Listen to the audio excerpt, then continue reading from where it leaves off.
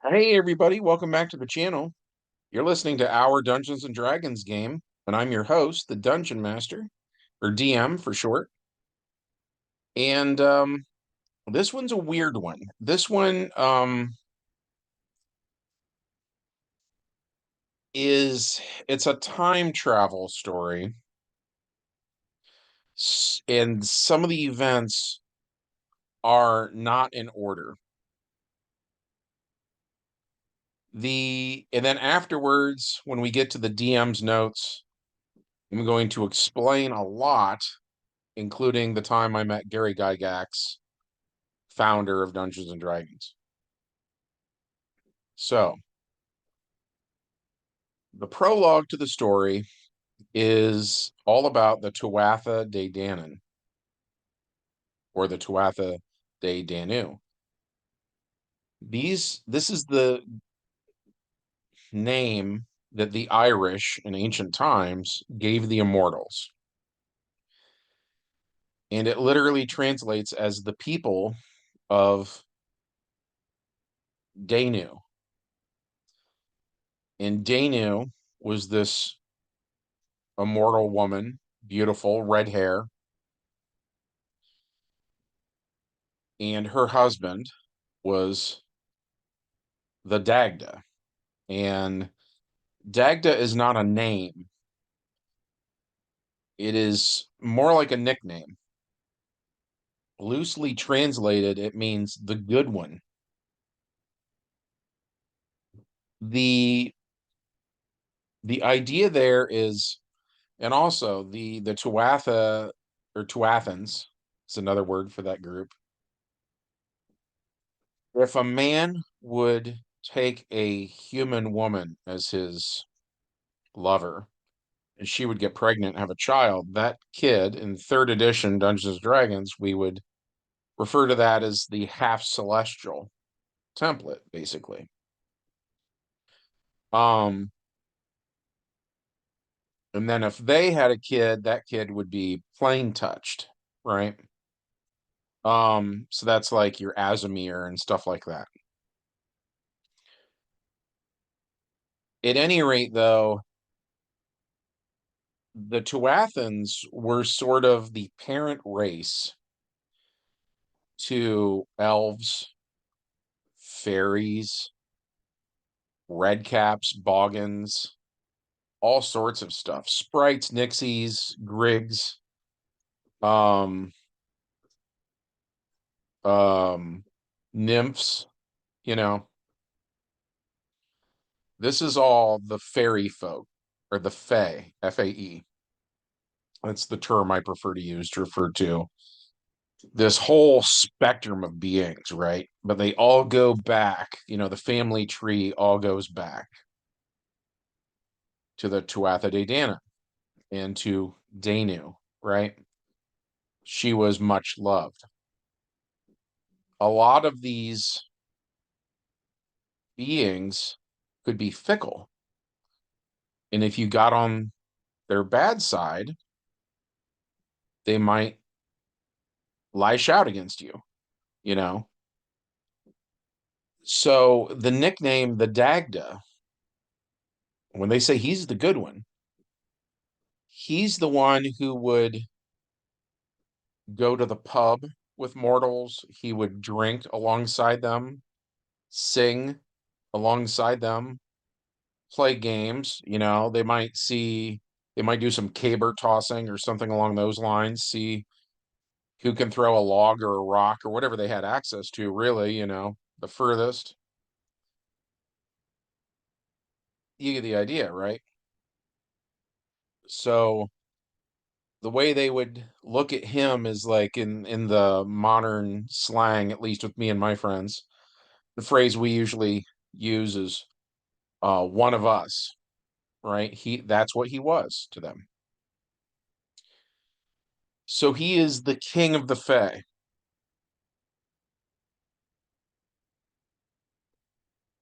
Danu was the queen of the Fae.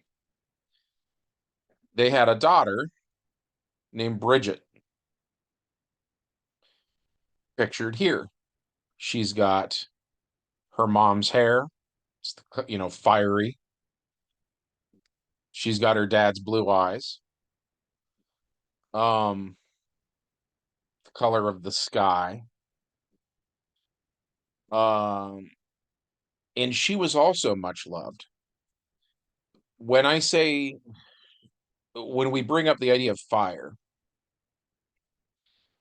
she is associated with not only like a fireplace on a cold night that is taking care of your family, she is also the campfire that people are sitting around telling ghost stories and stuff like that, right?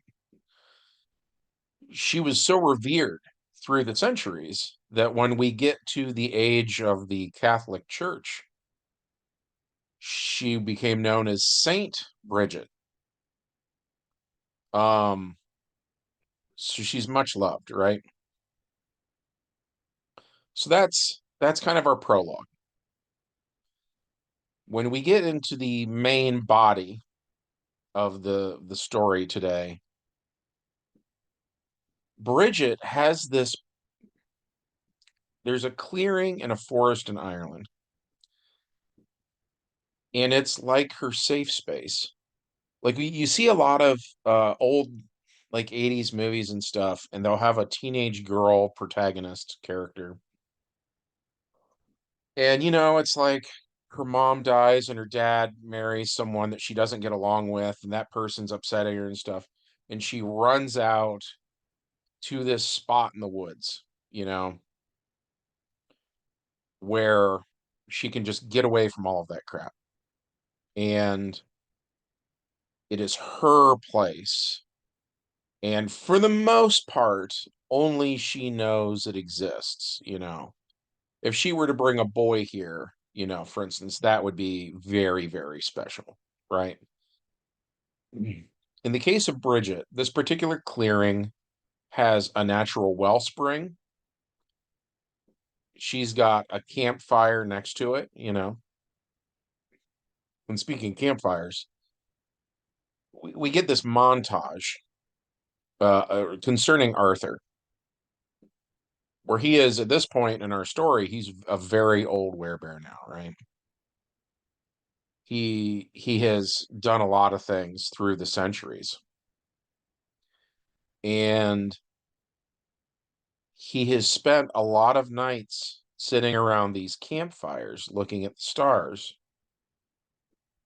And I have found in my own life that the various friends I've had through the decades, when we sit around a campfire, the conversation sometimes turns to things like, what do you think happens when we die? Or, philosophy, deep things. In the D&D world, then, this is often something where they will talk about the immortals and the different people Arthur has known over the years. They will learn one little piece of the truth of how you become an immortal.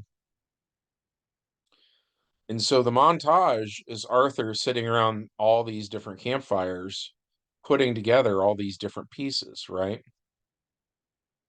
So at some point in his life, he's got a pretty full picture of what's going on. And so he walks into Bridget's clearing, and she's surprised to see him. This is sort of the moment here in the character art. And he tells her who he is, and she sees his scars.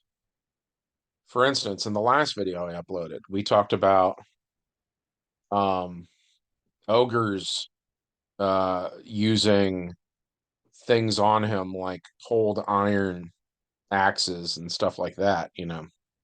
They would nick him here and there. He has those scars.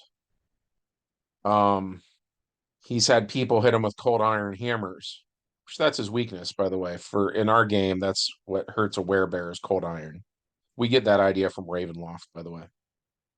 But at any rate, he's old, he's tired, he aches. Just all the time he aches. You know. So he comes to Bridget and he says, there's this immortal named Thanatos, and she's very familiar with who he is. And he wants to put together something called the Rod of Seven Parts. And if he succeeds, he will just destroy all of creation, period. And Arthur feels like he's too badly beaten and hurt to take on Thanatos by himself. But if he was an immortal, then he could fight fire with fire. Bridget smiles and she says, I would love to help you. Um, of all the mortals, you know, in the world right now, you are my favorite. And he's shocked to hear this. And they talk about, by the way, the idea of a favored mortal that gets mentioned in deities and demigods. So he's hers. And she sponsors him. And I can't tell you what happens next. There are quests.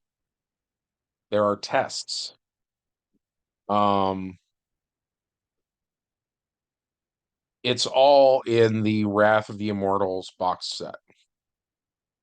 If you read that, you'll recognize things here.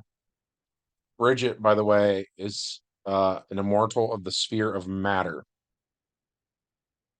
She cares about the world, as in the setting. She cares about the people, you know. She wants to save all of that. Thanatos is an immortal of the sphere of entropy. He wants to destroy all of that. So they are perfectly at odds, right? So she's also, by the way, associated with life. He's associated with death. So it's perfect. So she sponsors Arthur. Arthur does all of the things asked of him, and it is difficult. And dare I say, harder the way we ran it for him than the way you would normally run it. So, so at any rate, um, he succeeds. So the epilogue to the game then is Arthur the Immortal now, right? His old body is gone. When you become an immortal, it's like the Silver Surfer, where the Silver Surfer was once a mortal named Norrin Rad. His sponsor was a cosmic being named Galactus, who transformed Norrin Rad into the Silver Surfer. Likewise, after Arthur has succeeded in all of the quests and all of that, his old, beaten, scarred physical body is destroyed. What is left is the soul, right? He is elevated to immortal status. And there's I can't remember the phrasing now because this is years ago. I haven't looked at the books for a while, and I'm getting a little bit forgetful in my old age. But they have three forms, and it always reminds me of the Father, the Son, and the Holy Ghost, you know. I feel like that's what they based it on, actually. Um, Even the idea of mortals becoming immortal, that's shoot, what is it? Is that Mormons? I can't remember now if it's Mormons or Jehovah's Witnesses. One of those groups, they believe that they can sort of level up in real life and become a god, you know. And at any rate, if I remember correctly, there were a lot of those guys in, I want to say Lake Geneva, Wisconsin, which is where Gary Gygax lived. So he would have been exposed to all this when he was coming up with these ideas, you know. Um, so when I say there, could be a connection to the concept of the Father, the Son, and the Holy Ghost, I mean, I really do. I think that could definitely be a part of the recipe. You know what I mean? Part of his brain stew. Um, at any rate, though, so your true form then as an immortal is kind of like the Father, where it's very, very powerful, so on and so forth. Those guys have access to every D&D spell ever at whatever level they want to have it at, right? And one example there, by the way, is the spells from Chronomancer, which gives them access to time travel. So an immortal can time travel. That's going to be important later. Let's put a pin in that for a second. Then there's the Holy Ghost part, and that's sort of like you're an energy field. Honestly, in our game, we don't really mess around with that much. And then there's the Jesus parallel, and that is the avatar form. And so the idea is that you basically make a new character sheet. So with Arthur, he can do something like say, well, I want to be a male human fighter, you know, level 1. And he can do that.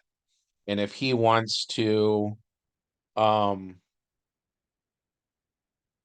if he wants to go by a different name, like sometimes he does that and he calls himself Henry, which I take from Shakespeare.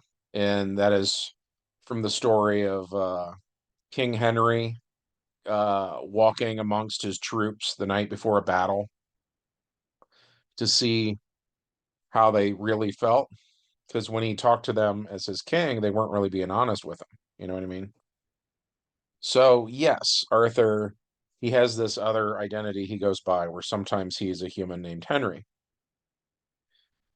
And he does that to interact with people without them really knowing who they're interacting with. Um, and he's gone by a bunch of names over the years. We find out in our game that Arthur is responsible for stories like Beowulf, which, by the way, Arthur means bear, right? Beowulf means bee wolf, which a lot of people think is the name for bears in that time period. That they call them bee wolves. It's because they liked honey. They're going after beehives. Same with Oberon, Auberon. The French spelling of Oberon literally means bear. So, we see him in the Shakespearean era. And by the way, Titania from Midsummer Night's Dream, that is then the Morrigan, who we mentioned plenty on this channel. And speaking of the Morrigan, that brings us to the Tuatha De Danann, right? Because he has time travel, he was around back then, right?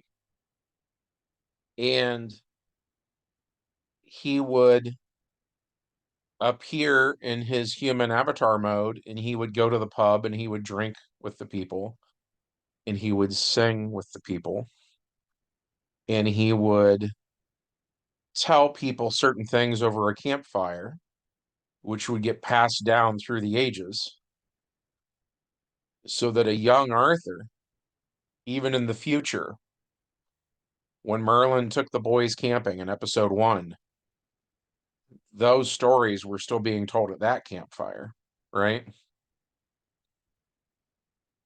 Because Arthur's name as an immortal in ancient Ireland was Dagda. So I'll stop it there. That's it for the story part today. At least the in-game story, right? Now I promised I'd tell you about the time I met Gary Gygax, and I'm going somewhere with this. So I used to own a comic book store. We closed 20 years ago, which is a long story. Um, the town I lived in, there was a factory that closed, and it took a lot of jobs out of the area, and the economy collapsed. At any rate, but before that had happened, um, when I would order Dungeons and Dragons books for the shelves of my store, I went through a company called Alliance Game Distributors. I lived in Ohio. They were out of, was it Fort Wayne, Indiana? I don't know. I know they were west of me. I can't remember now how far west it was. If it was just one state or two. It was like Indiana or Illinois. I want to say it was Indiana. At any rate, it doesn't really matter. The point is that Alliance had what they called the Alliance Open House. And that was this convention, but only for guys who own comic shops. And well, in gaming stores, whatever. You get the idea. Yeah, you had to be a store owner to go though. And you could take one guest. And so that year, me and a guy named David, holy crap, I can't think of his last name now. Wow, I can't think of his last name. At any rate, but we went out and um I met they had a handful of celebrities there. For the most part, everybody was at the time, everybody was playing 3.0. And so they would be showing you the new books coming out, and they would be giving you kind of the sales pitch that then, if you were sold on the idea and genuinely motivated, you would then take that and pass that on to your customer, and you would give them that sales pitch. And hopefully you would motivate them to buy that book or those miniatures or those dice or whatever, right? And at any rate, so I run into Larry Elmore, and Larry Elmore was an artist for AD&D second edition in the 80s. And there was a girl who modeled for him in the 80s. So if he was gonna do like a girl in a chainmail bikini or something, it was this girl, and he married her. And so when I ran into him in 2001, she was probably in her 40s or something at the time, assuming she was like in her 20s in the 80s. Um, Super nice. And Larry was super nice. But I talked to him and his wife for, geez, maybe an hour. I don't know, a really long time. And at one point I was like, hey, I'm more used to comic book conventions where they have artists there and they'll draw something for you. Obviously you pay them, but I was like, are you allowed to draw here? And he said, well, nobody talked to me about it. And I was like, okay. And he goes, so since no one told me not to, I'll take that as a yes. And I was like, okay, that's cool. And I said, how much, money do you want? And since we'd been talking for so long, and like I'd gone to art school and stuff like that, and he was treating me kind of like an equal. Not that he should. He's way better than me. But but at any rate, he's like, I'm not going to charge you anything. Just, do you even have anything to draw on? And so I turned around, and right across from him was the table where the the White Wolf guys were at, and they were selling World of Darkness stuff, right? Vampire the Masquerade, Werewolf the Apocalypse, Changeling the Dreaming, all that jazz. So they were giving away free posters. And so I asked them for a poster. They gave it to me. I turned around to Larry's table, opened the poster up, flipped it over because it's just white on the back, right? And Larry used a black Sharpie and he drew Arthur in his werebear form for me. And he didn't sign it at the time. Later, because I meet Gary Gygax and he signs it at the bottom in a red Sharpie. And so I thought that's weird. And I took it back to Larry afterwards. And Larry said, yeah, sounds like Gary. So he signed it in black Sharpie. At any rate.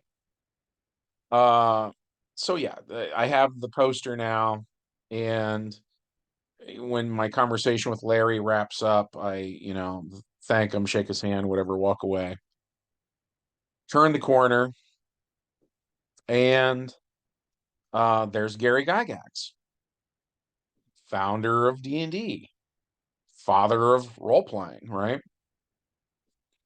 So I walk up to him and shake his hand and tell him it's nice to meet him and so on and so forth. And he was a nice guy, and we talked for a while, probably half an hour maybe.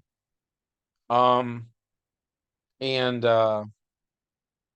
Andrews, that was Dave's last name, David Andrews. He's actually around doing the business stuff while I'm doing all this. At any rate, so I'm talking to Gary Gygax, and at the time, my depression was eating me alive. And one of the big things that happens when you're depressed, for those who don't know, is you lose interest in your hobbies. And so that was the case on this particular day. Um, and I would wake up in the morning and think, what is the point of all this? Why am I doing any of this? And so when I went to Gary, I conveyed this to him. I asked him what was the point of gaming, but not in a insulting way. I wasn't telling him that what he did was pointless. It was a cry for help, and he knew it. He was an extremely sharp, receptive guy, and he completely understood everything I was trying to convey. So he says to me, well, I think people go wrong when they give their character a name. And I was like, are you serious? And he's like, yeah. He said, I set out to basically make advanced chess with miniatures. I thought I was improving on chess. And I thought I liked my rules for movement, and I liked how a knight takes down a bishop or something. It's just chess. It's just supposed to be chess. And I was like rattled by what he said. And I I was so kind of taken off guard by it. I didn't know how to continue our conversation. Like I thanked him and shook his hand and whatever, and I walked away. Never saw him again. He passed away after that. Um, but so I go home And like I said, I went over to Larry Elmore and he signed the drawing of my character and I framed it. And I was this is a while later. I'm living in Lexington and I got the picture on the wall and I'm looking at the picture one day. Because I had a computer desk in my living room and I had like an office chair there and I'm sitting in the office chair looking at that picture. Oh, I left out a huge part, which is Gary also said every great hero needs an adjective that describes him. And I said, what do you mean? And he said, well, like the Incredible Hulk, spectacular Spider-Man. And I was like, oh, okay. And I said, yeah, I haven't given mine an adjective. And he said, would it be okay if I did? And I said, yeah, it'd be an honor. And so he chose the word dotty. And I went home and I tried to look it up in the dictionary and I couldn't find it.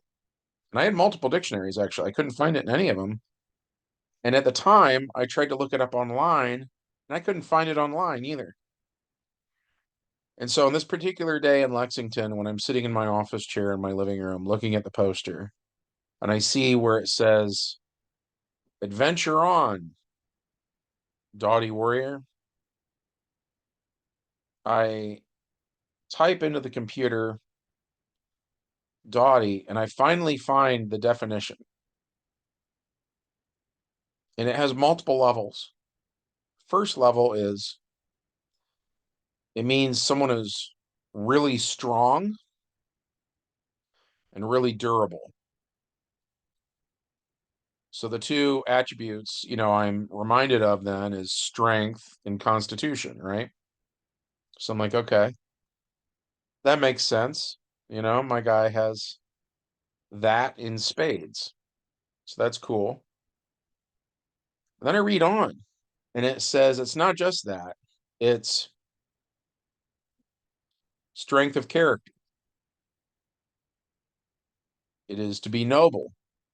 It is to persevere. It is to have the will to continue when things get painful. And I thought that's amazing that it's not just physical strength, it's the essence of what it means to be a hero. I thought that's really awesome. At any rate, I was consumed by how Gary said it was just chess. And I started thinking of all these reasons that that's not what a role-playing game is. That it's all about the story. The rules at the end of the day don't even matter. Rule sets come and go. When you meet with other gamers and you're telling them the story of what your character has been through, right? You typically don't mention rules. When we hear folklore or mythology or tall tales or whatever, it's about the story. And at any rate, I realized something. The words that came out of Gary's mouth were not the answer. The words that came out of my heart were the answer of why do we do it?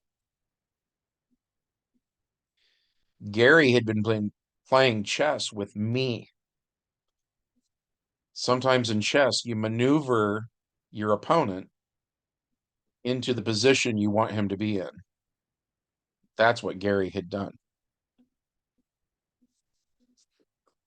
He got me to answer my own question.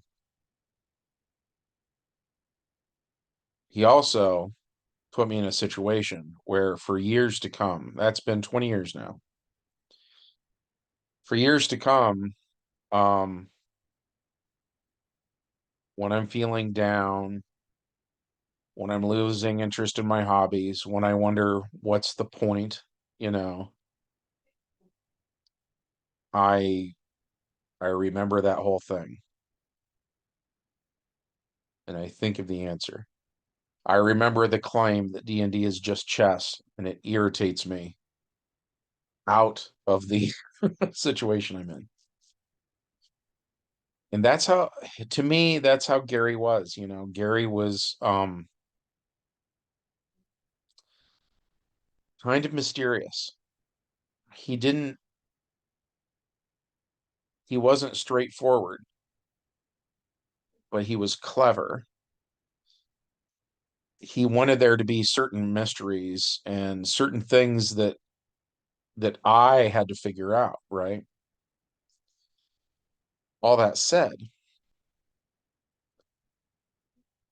that comes through in the Wrath of the Immortals box set. Not only did they want there to be mystery in the game, the average first level human fighter should not know how that you can even become an immortal, let alone here's the recipe for how it is accomplished, right? Because if that were the case, that's what everybody would be doing, and it would ruin the D&D world. Because everybody would do it or die trying. Balance would go right out the window, right? For similar reasons, they don't really want every single player to know all that either. Because they don't want the players to all go down that path again. It ruins the D&D world. So the secrecy is important. And I think the secrecy would be important to Gary. And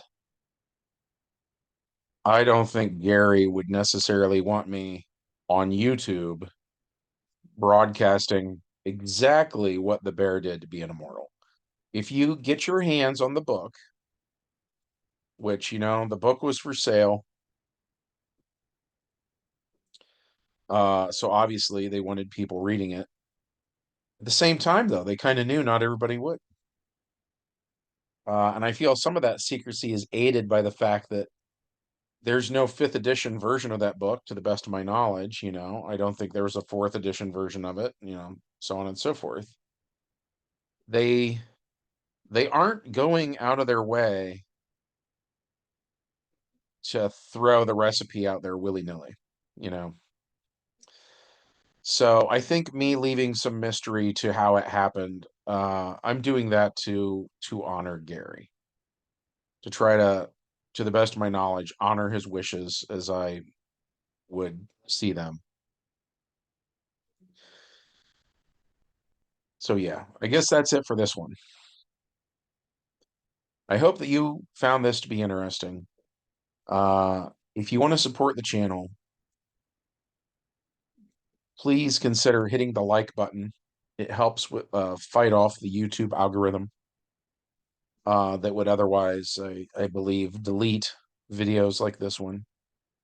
I would like these stories to be preserved. Likewise, we'd love it if you hit subscribe, ring the bell, leave a comment, all that jazz, and we'll see you in the next one. Bye.